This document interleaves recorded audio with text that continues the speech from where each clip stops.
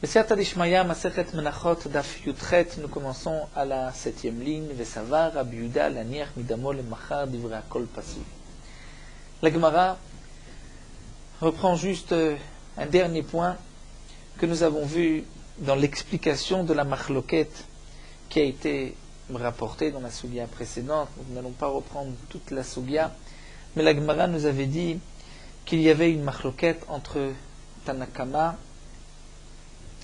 et Rabbi Yehuda et Rabbi Elazar.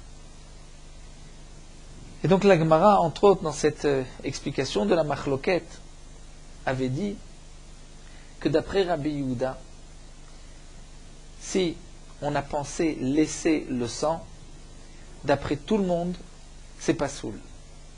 Pour quelle raison? On fait une xéra mixat damo à tout kol damo, dire si une partie du sang, on fait une xéra à cause de tout le sang, puisque tout le sang, il y a un psoul midoraita minatora, comme la Gemara l'avait rapporté, d'après Rabbi Yehuda, s'il a pensé laisser le sang, les machar, il est pas soul, étant donné que s'il avait laissé le sang jusqu'au lendemain, le korban aurait été pas soul, puisque le sang, une fois que arrive le coucher du soleil, on ne peut plus asperger le sang, et ensuite le lendemain, le sang sera pas soul. D'après Rabbi Yehuda, même s'il a pensé, au moment de la shrita, laisser le sang au lendemain, le korban est pas soul. Alors la Gemara donc nous dit Vesavar Rabbi Yehuda laniach midamo lemachar divrei hakol pasul. Est-ce que vraiment Rabbi Yehuda pense que si au moment de la shrita il a pensé laisser le sang le lendemain, d'après tout le monde c'est pas soul? S'il a pensé laisser tout le sang, et que donc toute la machloquette, c'est est-ce que il a laissé une partie du sang? Ou là, la Gemara avait dit que d'après Rabbi Yehuda, il y a donc Xera Mixat Damo à tout Kol Damo, mais en tout cas, nous voulons dire que d'après Rabbi Yehuda, s'il a pensé laisser le sang du korban jusqu'au lendemain, c'est pas soul. Quelle est la question? Ve'atania. Pourtant, nous avons une braïta. Amar Rebi. Rebi rapporte. Ce fait, il dit que Shalachti limtzot midotai etzel Rabbi Elazar ben Shamua. Lorsque j'ai été limtzot ou lemtzet midotai, il y a différentes girsaot. Limtzot, le mitsui, comme nous l'avons vu, c'est un terme qui signifie presser, écraser, faire sortir, comme dans un korban, tout le sang de la bête. Ici, Rabbi dit, lorsque j'ai été limtzot midotai. Si on peut dire limtzot midotai, explique Rashi, dire poser toutes mes questions, tous mes doutes, les faire sortir.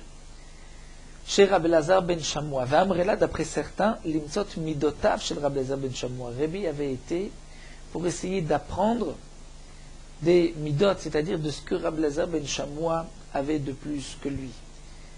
Donc ou bien Rabbi a été lui-même se perfectionner en posant toutes ces questions, donc il a sorti de lui-même ces questions, ou bien il a été sortir de chez Rabbi Elazar ben Shamua tous ces enseignements qu'il pouvait retirer.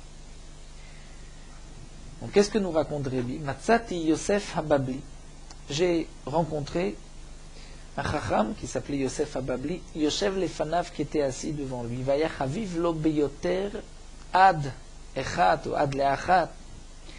C'est-à-dire que ce Yosef Hababli, nous explique Rashi, était cher aux yeux de Rabbi Elazar, particulièrement cher ad leachat ou ad achat, c'est-à-dire, nous dit Rashi, ils discutaient de halacha jusqu'au moment où ils sont arrivés à une halacha de Kodashim.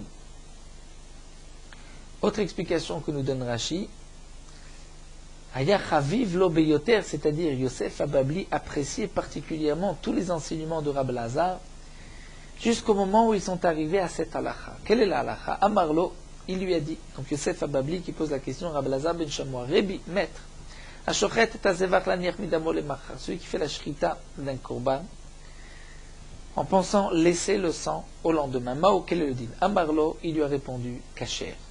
On rajoute d'après une version Shacharit. Le matin, il lui a dit Kacher, c'est Kacher. Arvit, le soir, il lui a posé la même question. Amarlo Kacher, il dit c'est Kacher. Shacharit, le lendemain, il lui pose la question Amarlo Kacher, il lui répond Kacher. Tzavaim le midi, Amarlo Kacher. Mincha, Amarlo Kacher. À la 5e fois, Il lui a répondu, donc c'était l'après-midi, d'après la version du Mesoret Hacha, c'est le soir encore, il lui a posé la question, et Amarlo, il lui a dit, Kacher, El Hachir Rabbi Eliezer Kosel. Mais Rabbi Eliezer dit que c'est pas sourd. À ce moment-là, Tsaavou Panav chez le Yosef Hababli. Le visage du Yosef Hababli s'est éclairé de joie. Amarlo, Rabbi Eliezer ben Shamoua s'est étonné de le voir de cette manière. Amarlo, il lui a dit, Yosef, Kamdome Ani Shelokivan Nushmoatenu Adata. On dirait que jusqu'à présent, tout ce qu'on avait dit, on n'était pas arrivé à la conclusion. C'est juste aujourd'hui où je te vois rayonner de cet enseignement. Amarlo, Yosef Hababli lui répond, Rebi Hen, c'est-à-dire oui, jusqu'à présent tu as été mechaven la halacha. Ce n'est pas pour cela que je me réjouis. Ella, chez Rabbi Yehuda Pasul Shanali. Moi j'avais appris de Rabbi Yehuda que si on fait la shrita et qu'on pense laisser le sang au lendemain, c'est pas soul. Seulement, Verzarti al kol talmidam, j'ai recherché tous les élèves de Rabbi Yehuda. J'ai posé la question aux élèves de Rabbi Yehuda. Est-ce que vous avez entendu du maître que c'est pas soul? Ou bikashti li chaver, et j'ai cherché. Je demandais à un chaver, un ami, c'est-à-dire une personne, un tamid qui avait entendu comme moi que c'est pas soul, velo matzati, je n'ai pas trouvé. Mais arshav, maintenant, et donc Rashi rajoute, je n'ai pas trouvé et je pensais que peut-être j'avais oublié ce que Rabbi Yehuda m'avait dit. Arshav sheshani tali, pasoul, maintenant que tu m'as dit au nom de Rabbi Eliezer que c'est pasoul, Erzar tali avedati, tu m'as ramené ce que tu m'as rendu, ce que j'avais perdu. Et Rashi explique, étant donné que Rabbi Yehuda était le fils de Rabbi Laé, et Rabbi Laé était l'élève de Rabbi Eliezer, donc certainement que si tu rapportes au nom de Rabbi Eliezer que c'est Posel, donc Rabbi Yehuda, l'élève de son élève, le fils de son élève, lorsqu'il avait dit lui aussi Pasoul, c'était l'opinion de Rabbi Eliezer. Donc j'avais bien entendu que d'après Rabbi Yehuda c'est Pasoul, puisque tu me dis que même Rabbi Eliezer dit Pasoul. À ce moment-là, nous raconte la Gemara. Lorsque Rabbi Elazar ben Shamoua a vu la joie qu'avait eu Yosef Hababli d'avoir retrouvé cet enseignement, Zalgou enav de Maot shel Rabbi Elazar ben Shamoua. Rabbi Elazar ben Shamoua a eu les larmes qui lui ont coulé des yeux. Amar, il a dit, Ashrechem talmidei chachamim. Heureux, vous êtes heureux les talmidei chachamim. Les érudits en Torah, chez Divrei Torah, Chavivim alechem beyoter, que les paroles de Torah vous sont à ce point-là chères, particulièrement chères. Kara alav mikra azeh, il a dit sur lui ce pasuk, Ma afti toratecha kol hayom hisichati, combien j'aime ta Torah toute la journée, kol hayom hisichati, c'est mon sujet de discussion. Et donc, nous dit la Gemara, Hamipne shel Rabbi Yehuda beno shel Rabbi Laé, ve Rabbi Laé talmido shel Rabbi Eliezer, fichar shana lecha mishnat Rabbi Eliezer. Donc lui, puisque Rabbi Yehuda était le fils de Rabbi Laé, que Rabbi Laé était l'élève de Rabbi Eliezer, c'est pour cela que Rabbi Yehuda qui t'a enseigné que Pasoul, c'est d'après Rabbi Eliezer. Donc voici cet épisode rapporté par Rabbi entre Yosef Hababli et Rabbi Elazar ben Shamoua. Revenons à la question de la Gemara. Nous vous avons dit auparavant que Rabbi Yehuda pensait que d'après tout le monde, c'est Pasoul. Pourtant, si tu dis que Rabbi Yehuda, lorsqu'il a enseigné à ses élèves Pasoul l'aniach medamo, il l'a enseigné d'après tout le monde, et donc pas seulement d'après Rabbi Eliezer, alors Maï Irzar Tali Avedati, alors pourquoi Yosef Hababli était si content de savoir que Rabbi Eliezer pense ainsi? Au contraire, si Rabbi Yehuda pense que d'après tout le monde c'est Pasoul, ce n'est pas juste d'après Rabbi Eliezer. Et ou Plukta Kamarle.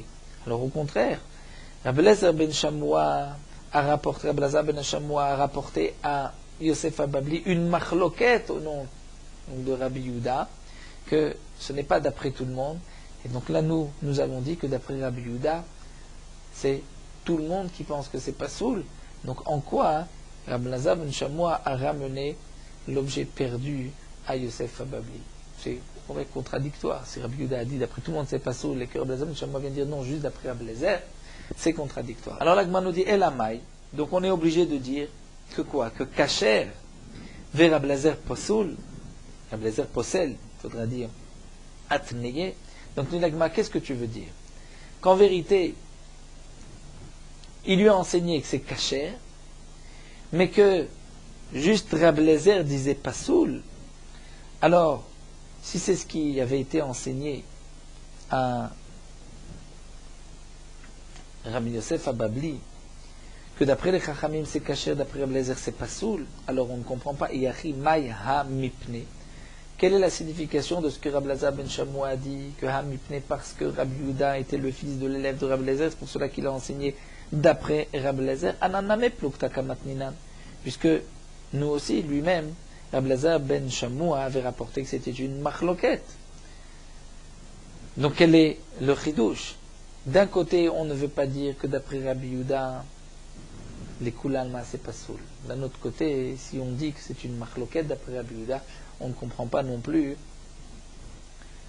pourquoi Yosef Ababli était si content, puisque c'est exactement ce que disait aussi Rabbi Elazar ben Shamoua. Elle a l'Olam, donc l'Agma reprend et dit en vérité d'Ivra Kol Pasoul Latne. En vérité, Rabbi Yehuda avait enseigné Pasoul d'après tout le monde, comme on l'avait vu plus haut, comme on avait expliqué la machloket. Alors la question était Maï Ichzar Tali Avedati, pourquoi Yosef Ababli dit tu m'as rendu ce que j'avais perdu, puisqu'on voit que Rabbi Elazar ben Shamoua ne dit pas que d'après tout le monde c'est pasoul, mais seulement uniquement d'après Rabbi Eliezer. Donc au contraire, c'est contradictoire avec ce que Rabbi Yehuda a enseigné à Yosef Ababli. Rabbi Yehuda a enseigné que d'après tout le monde c'est pasoul, et Rabbi Eliezer ben Shamoua vient dire non, juste d'après Rabbi Eliezer. Alors la Gemara répond d'Adar le Miha Shum Paslut Baola. Pourquoi Yosef Ababli était content? Bien que Rabbi Eliezer ben Shamoua ne lui a pas dit exactement comme son maître Rabbi Yehuda, mais Yosef Ababli était content parce que lui, il avait entendu de Rabbi Yehuda pasoul. C'est vrai qu'il avait entendu pasoul d'après tout le monde, mais lorsqu'il a posé la question aux élèves de Rabbi Yehuda, personne ne savait lui répondre, personne ne lui a dit que Rabbi Yehuda, ne serait-ce que d'après un seul avis, Rabbi Yehuda aurait dit pasoul. Et donc lorsque Rabbi Elazar ben Shamoua vient lui dire qu'il y a au moins un man de Hama qui dit pasoul, c'est Rabbi Eliezer, alors Yosef Ababli était content. Je veux dire, même si c'est vrai que je n'ai pas retrouvé complètement ce que j'avais perdu, puisque Rabbi Yehuda avait dit que d'après tout le monde c'est pasoul, et que toi Rabbi Elazar ben Shamoua tu me dis que d'après Rabbi Eliezer c'est pasoul, pas d'après les Chachamim, malgré tout, jusqu'à présent je n'avais entendu de personne que c'était pasoul. Là j'entends au moins de Rabbi Eliezer que c'est pasoul, tu m'as ramené cette aveda. On continue avec une nouvelle Sugia, une nouvelle Mishnah, Lo Yatzak. La Yetzika, c'est le fait de verser de l'huile dans la mincha. Comme nous l'avons vu, une mincha est de farine, un série taïfa de farine, qu'on va poser dans un keli. On va rajouter un log d'huile. Normalement, on va mélanger l'huile avec la farine. Et parfois, il reste encore de l'huile, où il y a parfois un dîme de Yetzika, où on va verser le reste de l'huile. Donc Rashi nous dit, on met de l'huile dans le kli, de la farine, on mélange, et ensuite on verse encore de l'huile. La Mishnah vient nous enseigner que lo yatzak, si on n'a pas fait cette Yetzika, on n'a pas versé la fin de cette huile. Rashi nous explique que bien sûr, lo yatzak, il n'a pas versé cette huile à la fin, mais on parle qu'il l'a versé tout le log au début. Parce que s'il manque une partie de l'huile, il y a moins qu'un log, de toutes les manières, c'est pas soul. Donc ce que la Mishnah vient nous enseigner, lo yatzak, c'est qu'il n'a pas respecté l'ordre et la yetzika. Il a tout versé le log au départ, ensuite il a mis la farine. Eh bien la Mishnah va nous dire que c'est kasher. Lo balal, il n'a pas mélangé la farine et l'huile, c'est aussi kasher. Lo patat, il n'a pas patate coupée en morceaux, puisqu'il y a une halakha, patot o tapitim, qu'il faut couper la mincha en morceaux. Rashi nous dit que ce passouk est marqué à propos de la minchat machavat, mais en vérité ce sont pour toutes les menachot qui sont cuites avant la kmitza, où il faut couper la mincha en morceaux, comme nous le verrons par la suite en combien de morceaux, et ensuite on fait la kmitza. Donc ici, l'opatat, c'est-à-dire il n'a pas coupé toute la mincha cuite en morceaux, mais il a coupé juste de quoi prendre un kometz. L'omalach, il ne l'a pas salé. L'oenif, il ne l'a pas balancé, puisqu'il y a une lacha qu'on doit balancer certaines menachot, comme la mincha de Chata Omer, l'yashi mincha de Sota, où il faut les balancer, ces menachot, c'est-à-dire les soulever. Le Kohen devait faire un mouvement de Tnufa, nous verrons par la suite ces balancements. Loïgish, la mincha n'a pas été approchée de l'angle sud-ouest du misbéach, Oshe patetan pitin merubot, ou bien après avoir cuit la mincha, on l'a coupée en beaucoup de morceaux, alors que normalement la mincha doit être coupée en 4, là si elle a été coupée en tout petits morceaux, c'est aussi kasher. Velo mashran, ou les menachot, il fallait enduire d'huile, comme rikike matzot. La différence, comme nous le verrons, entre les chalot et les rikikim, il fallait meshuchim, enduire d'huile. Si on n'a pas fait cette meshicha, c'est kasher. Donc la Gemara va expliquer tous les détails de cette Mishnah-là. Maï lo yatzak, que signifie d'abord lo yatzak? Si lo yatzak, il dit lo yatzak klal, qui n'a pas du tout fait la yitzika, il n'a pas versé l'huile sur la mincha, ikuva katavba. Pourtant, c'est marqué que c'est meakev, et que si on ne l'a pas fait, c'est pas soul. Rashi nous rapporte, puisque la yitzika est marquée 2 fois. Une fois à propos de la minchat solet, et ensuite une deuxième fois minchat machavat. Et nous savons que lorsque la Torah dans Kodashim répète une même halacha, c'est pour nous dire que c'est meakev. Rashi rapporte un autre passage, puisque c'est marqué Yatzak ta'ale Hashem en minchahi, et hi mincha, mais si tu n'as pas fait la yitzika, c'est pas soul. Donc, demande l'agma, comment tu peux traduire la Mishnah lo yatzak? Si c'est comme on a voulu l'expliquer au départ, lo yatzak, c'est-à-dire qu'il n'a pas fait du tout la yitzika. Alors, ikuva katavba, c'est marqué pourtant dans le pasuk que c'est meakev. Si on ne le fait pas, c'est pas soul. Et là, donc il faudra dire que signifie lo yatzak. C'est lo yatzak Kohen Elazar. Ce n'est pas un Kohen qui a fait la yitzika, c'est un Israël, alors que normalement ça doit être un Kohen. Et donc malgré tout, on va dire que c'est caché. Mais alors, Yachi, c'est ainsi, ce qui est marqué à la suite, lo balal. Tu vas traduire Namé, lo balal Kohen Elazar. dire la blila, mélanger l'huile et la farine, ce n'est pas le Kohen qui l'a fait, mais c'est un Israël, dans ce cas-là c'est kasher. Et tu vas déduire, halobal al-klal, que si la blila ne s'est pas faite, c'est psoula. Mais pourtant, demande l'agma vatna, nous allons voir ici que la blila n'est pas me'akevet. Si on ne fait pas la blila, c'est kasher. Donc la Gemara a une difficulté de comprendre la braïta de dire que l'obalal signifie, même si tu n'as pas du tout fait la blila, alors que l'oyatsak, ce n'est pas si tu n'as pas fait la yitzika, mais tu l'as faite, mais pas par un Kohen, par un Israël. Normalement, la Mishnah devrait parler dans le même contexte, le même dinim. Vatnan, donc voici une Mishnah, on va voir que la blila n'est pas me'akevet, shishim nivlalim, lorsqu'un homme veut offrir 60 isronim, 60 mesures de Issaron, dans un kli, c'est marqué que bien qu'on doit offrir qu'un seul log de shemen avec ses 60 isronim, dans un kli, on peut mélanger 61 logs. Mais shishim ve'echad, s'il veut offrir 61 logs, il a dit 61 issaron, il a dit j'offre 61 issaron, il ne peut pas apporter dans un seul kli 61 issaron, parce qu'à ce moment-là, il ne pourra pas mélanger les 61 avec un log, et apporter un deuxième log, il ne pourra pas non plus, puisqu'il y a une halakha que s'il a dit je vais apporter une mincha même de 60 issaron, il n'a qu'un seul log. Donc, comment va-t-il faire? La Mishnah nous dit il va apporter 60 isronot dans un keli avec un log shemen, il apportera un autre issaron avec un autre log dans un autre keli pour ce issaron en plus. Vavinanba, et on s'est posé la question sur la Mishnah. Pourquoi on ne peut pas apporter dans le même Keli 61 Issaron? Qui est Nanivla Maya? Avec quel est le problème? Même si on ne peut pas les mélanger. Vatnan, pourtant nous avons enseigné l'Obalal Ksher, que si on n'a pas fait la blila, c'est Kacher.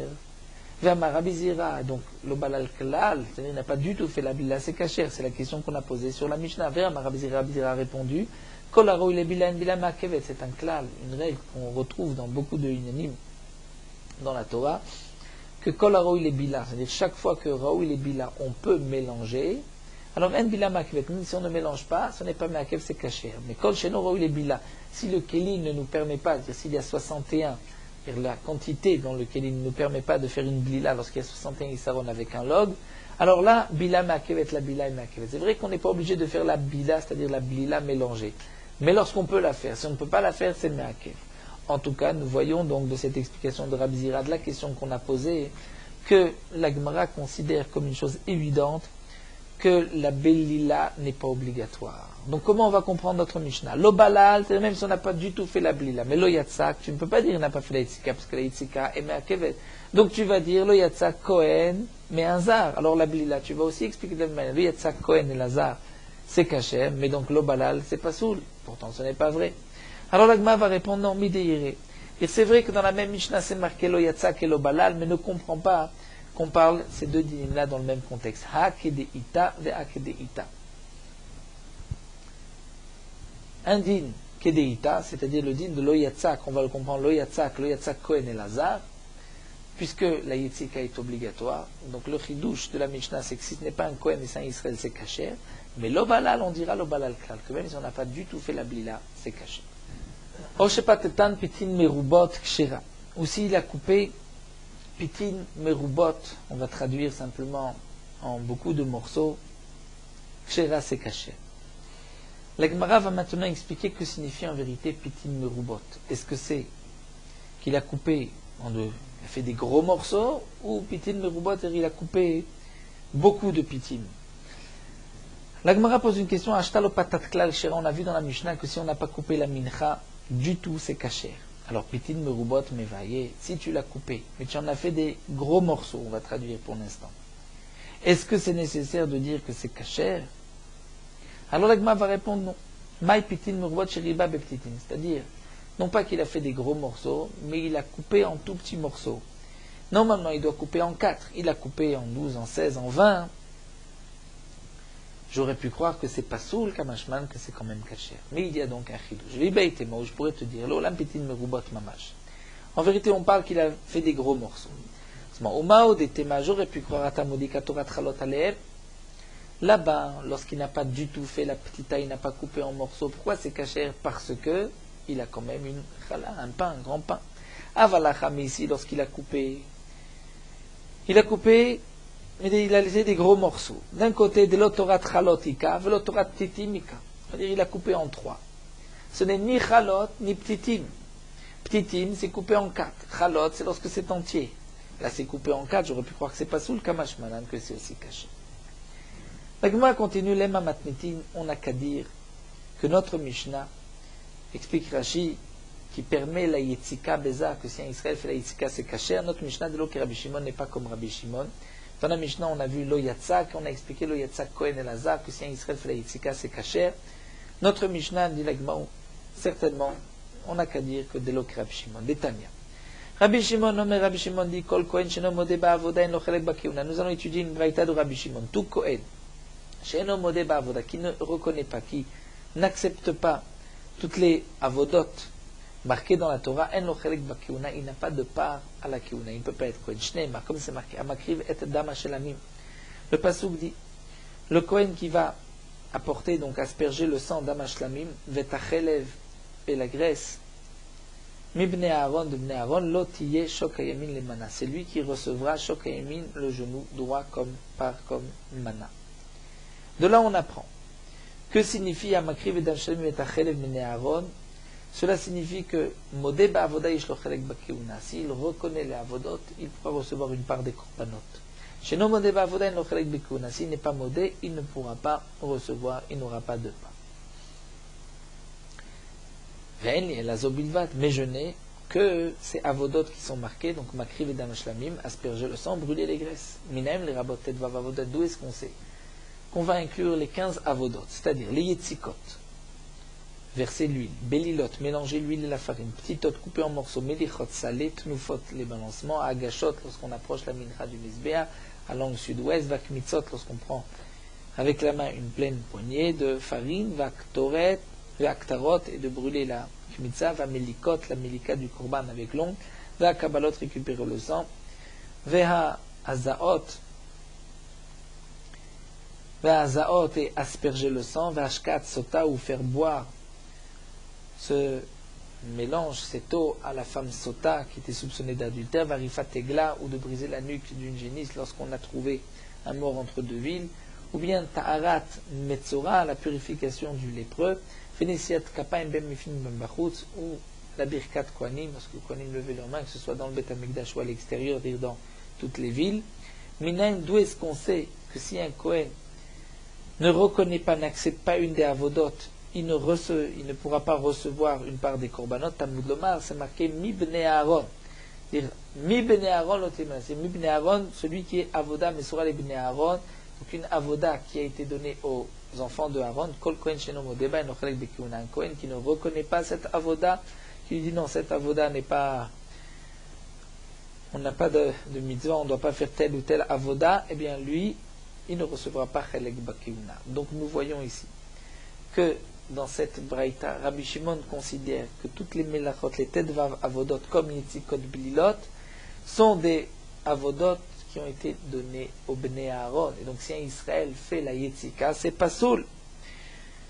Donc notre Mishnah, qui nous a enseigné lo yatzak, et on a traduit lo yatzak, Kohen et la Israël, que c'est kasher, ce n'est pas comme Rabbi Shimon. Amar Rav Nachman va répondre lo kasher, c'est pas une contradiction. Kam beminchat Kohanim, kam beminchat Israël, tout dépend. Si c'est la mincha des Kohanim ou d'un Israël. C'est-à-dire, minchat Israël, des bat kmitzaï, la mincha d'un Israël, puisqu'on doit faire la kmitza dans la mincha d'un Israël, puisqu'il y a une partie de kometz qui est brûlée sur le mizbeach et les restes sont mangés, alors la avoda des Kohanim, mikmitza, va la mitzvah de kuna. C'est seulement à partir de la kmitza que commence la mitzvah des Kohanim. Mais je vais dire que l'imed al yitzika oblila, puisque c'est avant la kmitza, lorsqu'on verse l'huile où on mélange, que là c'est kshera beza, c'est kasher même par un Israël. Minchat Kohanim, la mincha des Kohanim, des lavat kmitza, où là on ne fait pas de kmitza puisqu'on brûle toute la mincha, alors mi karabay kiuna, dès la première avoda, dès la yitzika, il faut que ce soit un Kohen. Donc ce qui est marqué dans la Torah, Vekamatz à Kohen, que de là on apprend qu'à partir de la Kmitza commence la avoda des Kohanim, c'est pour la mincha d'un Israël, puisqu'il y a une Kmitza. Mais pour la avoda d'un Kohen, c'est vrai que la Yitzika doit se faire par un Kohen aussi. Donc notre Mishnah qui dit Lo Yatzak, d'après Rabbi Shimon, on parlera d'une mincha d'un Israël. Et la Braïta, d'après Rabbi Shimon, où la Yitzika est une avoda des Kohanim, c'est pour la mincha d'un Kohen. Amalé Rava, mais Rava vient poser la question, d'où est-ce qu'on sait que pour Minchat Kohanim, il faut aussi verser de l'huile? On l'apprend de Minchat Israël, la Mincha du Israël, puisque la Yitzika est marquée pour la Mincha d'un Israël. Et ensuite, on apprend les autres Menachot de la Mincha du Israël. Puisque c'est marqué, Yatzak ta'ale Hashem, et Minchaï, c'est le rabot pour inclure toutes les Menachot, nous dit Rashi. Donc si tu apprends en vérité Mincha du Kohen, de la Minchat Israël, on va dire Matam Kshera Bezar, Afachanam Kshera Bezar, de la même manière que si là-bas la Voda est Kshera lorsque c'est un Israël, alors pour la Minchat Kohanim aussi, un Israël, ça devrait être caché. Donc Rava ne comprend pas la différence entre Minchat Kohanim et Minchat Israël, puisque même Minchat Kohanim est appris de Minchat Israël, puisque la Blila, la Yitzika et Kshera, dans la Minchat Israël par un Israël, pas seulement, pas obligatoirement par un Kohen, donc de même on dira pour la Minchat Kohanim. Donc d'après Rava, effectivement, on n'a pas d'autre réponse que de dire que notre Mishnah n'est pas comme Rabbi Shimon. Et qu'Adamré, d'après notre version, Amar Rav Nachman va répondre, Lo Kasha. Kan ben nikmatzot, kan beshen nikmatzot. C'est en vérité presque la même réponse. Rav Nachman viendrait dire, d'après cette version, qu'il y a une différence si c'est une mincha dont on fait la kmitza, où là, pour la Yitzika, on n'a pas besoin d'un Kohen. À partir de la Kmitza commence la Voda du Kohen. Kam Meshena Nikmatzot, ou une mincha qu'on ne fait pas de Kmitza. Où là on dira que même la Yitzika, c'est un Kohen qui doit la faire. En vérité, ça revient au même, puisque Minchat Israël, il faut faire une Kmitza, Minchat Kohen, il ne faut pas faire de Kmitza. Mais Rashi nous dit, d'après cette version, on rajoute aussi Minchat Nesachim. Minchat Nesachim, une mincha qui vient accompagner un Korban, là aussi il n'y a pas de Kmitza. Amar le Rava, alors Rava va d'après cette version aussi poser la question, d'où est-ce qu'on sait que pour les menachot où il n'y a pas de kmitza, d'où est-ce qu'on sait qu'il faut faire une yetzika, verser l'huile? On apprend minikmatzot des menachot où on fait la kmitza. Et donc, nikmatzot, matam shira bezar, afachanam shira bezar, on va dire, les enan nikmatzot doivent être comme les nikmatzot. Là-bas, le Israël peut faire la yetzika, donc là aussi il peut faire la yetzika. Et là, donc on est obligé de dire, d'après Rava, mechaverta, matnim de Rabbi Shimon, ce qui est juste, c'est que notre Mishnah n'est pas comme Rabbi Shimon. Donc l'auteur de la Mishnah, ce n'est pas Rabbi Shimon. Ça, c'est la conclusion de la Gemara. La Gemara continue. Maïtama de Rabbanan, nous allons essayer de comprendre la machloket Rabbanan et Rabbi Shimon. Quelle est la raison des Rabbanan? Amarkra, la Torah a dit, V'yatzak alei Hashem, Venatan alia levona ve'evi al bnei Aaron hakohen. C'est marqué dans le pasuk. Dans la Gemara, ce n'est pas médouillac, c'est marqué Viatzak alia shemen venatan levona ve'evi al bnei Aaron hakohanim. Donc de là, Evekamatz, il fera la kmitza. C'est marqué que on verse, on met dessus de l'huile, Viatzak alia shemen, on mettra de la levona, on l'amène au kohanim et le kohen fait la kmitza. Donc de là, j'apprends mikmitza va elar mezat kiuna. L'obligation d'un kohen, c'est seulement à partir de la kmitza. L'imed al yitzika oblila, j'ikshira bezar. Donc j'apprends que la yitzika et la blila sont les avodot qui se font avant le kometz, même un Israël peut la faire. Et Rabbi Shimon va dire non. Puisque c'est marqué ben Aaron à kohanim, alors mikra nidrash lefanav lacharav. Ce pasuk, ben Aaron à kohanim, on est d'oresh sur ce qui est marqué avant et sur ce qui est marqué après. Donc, qu'est-ce qui est marqué avant? C'est marqué V'yatzak alei hashemen, v'natan alevona, v'ivi al ben Aaron hakohanim. Donc, je vais dire ben Aaron hakohanim, ce sont eux aussi qui vont faire la yitzika. Mais je vais être doresh aussi ben Aaron hakohanim vekamatz, que la kmitza c'est aussi des kohanim. Donc, d'après Rabbi Shimon, le pasuk ben Aaron hakohanim, ces mots qui sont marqués au milieu du pasuk, se rapportent et sur ce qui est marqué avant et sur ce qui est marqué après. Donc, même la yitzika, c'est un kohen qui doit la faire. La Gemara va juste poser une question au passage. Mais ça va, Rabbi Shimon Mikra Nidrash Lefanav Velachorav. Est-ce que vraiment Rabbi Shimon pense qu'un pasouk, on va faire la dracha Lefanav avant et après? Lorsque c'est marqué un mot, on dit et avant et après. Vatania pourtant, voici une braïta.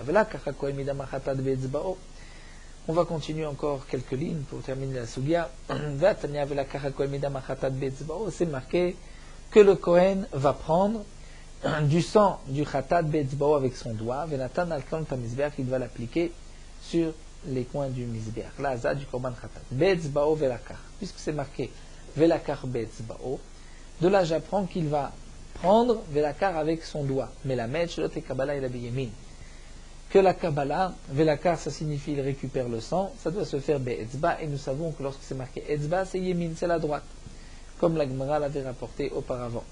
Lorsque c'est marqué Etzbao Keuna, c'est Yemin. Donc ici c'est marqué Etzbao, Velakach HaKohen Midam HaChatat Be'etzbao, Venatan al Karnot HaMizbeach. Seulement il faut savoir est-ce que le Etzbao se rapporte sur la Haza'a, Venatan al Karnot HaMizbeach, ou bien même sur la Lekicha, la Kabbalah. Alors dans la Braïta c'est marqué que le Etzbao se rapporte sur Be'etzbao Velakach, c'est-à-dire sur la Kabbalah. Mais aussi Be'etzbao Venatan, mais la Metch Lentinel Biyemin, qu'on doit appliquer le sang aussi avec la main droite. Donc nous voyons ici que d'après Tanakama, le Etzbao qui est marqué au milieu, on est d'oresh lefanav sur le mot d'avant, velachorav et sur les mots d'après. Amar Rabbi Shimon n'est pas d'accord, d'Ivchin et Mariad de Kabbalah. Est-ce que c'est marqué Yad, c'est-à-dire Etzba sur velakar? C'est marqué Etzba sur Venatan, sur ce qui suit, Oil velone Mariad de Kabbalah. Alors dit Rabbi Shimon Kibel Bismol Kacher. Kibel Bismol c'est Kacher puisque le Etzbao n'est pas marqué sur ce qui est marqué avant, mais sur ce qui est marqué après. Il ne se rapporte pas sur ce qui est marqué avant, mais sur ce qui est marqué après. Fermar Abaye a expliqué, Mikran Drash Lefanav Lachrav, comme il fait la marloquette ici entre Tanakama et Rabbi Shimon. C'est ce Etzbao, est-ce qu'on est d'Oresh avant ou après? En tout cas, nous voyons que d'après Rabbi Shimon, on est d'Oresh le Etzbao après et pas avant. Et donc là, nous sommes en train de dire que Bnei Aaron, d'après Rabbi Shimon, on est d'Oresh et avant et après. Ça, c'est la question de la Gemara. Et là, alors la Gemara reprend une notama de Rabbi Shimon. En vérité, la raison de Rabbi Shimon, c'est d'ici. Puisque c'est marqué Ve'evia, il l'amènera. El bene Aaron hakohanim vekamatz misham. Donc nous avons vu que ce pasuk est marqué juste après Ve'yatzak alei hashemen venatan alevona ve'evia el bene Aaron hakohanim. Puisque le Ve'evia c'est marqué avec un vav. D'abord la Torah dit la yitzika, la belila. La yitzika, mettre la levona, et ensuite la Torah dit ve'evia, le vav, vient rajouter vav moussif à l'ignon rishor. Et donc, puisque c'est marqué ici ve'evia el ben Aaron hakohanim, de là j'apprends que même la yitzika, c'est les kohanim. Donc, l'éolam, on maintient que Rabbi Shimon, lorsque c'est marqué un mot au milieu, on est d'oresh sur ce qui suit et pas sur ce qui précède, comme on l'a vu dans Etzba. Mais pour le kohen et la yitzika, il y a un vav. Alors la Gemara continue, et ça va Rabbi Shimon Vav aussi, Rishon, tu dis que d'après Rabbi Shimon, lorsqu'il y a un Vav, le Vav vient rajouter sur ce qui est marqué avant, et la Me'ata, Dirtiv, c'est marqué, Veshachat et Ben Abakar, Vikrivu, Ben Aaron hakohanim et Adam, Vezak et Adam. c'est marqué que on va égorger le korban. Ensuite, Veikrivu ben Aaron hakohanim et Adam, les kohanim vont récupérer le sang et vont l'asperger. Et on apprend Mikabala Vailar Mitzvat Keuna que les kohanim sont marqués dans la Torah à partir de Veikrivu ben Aaron, donc seulement à partir de la Kabbalah. Et de là, j'apprends Melamed Shrita Shekshera Bezar, que la Shrita est Kshera Bezar par un Israël. Puisque Veshachat et Ben Abakar, ce n'est pas marqué Ben Aaron. Alors demande l'Agma, il est Rabbi Shimon, si c'est après Rabbi Shimon. Même la Shrita, ça doit être un Kohen, puisque Vav, c'est marqué Veikrivu, le Vav Mosif Alinan Rishon. Donc Shrita, Achiname Bezar, Te Psula. La Shrita aussi devrait être Psula Bezar. Si vraiment tu dis que Rabbi Shimon, le Vav, relie le mot d'après avec le din d'avant, donc on devrait dire que la Shrita est Psula, si c'est un Israël qui l'a fait. Alors la Gemara va répondre, Shaneatam, là-bas c'est différent d'Amacha, Vesamach, Veshachat.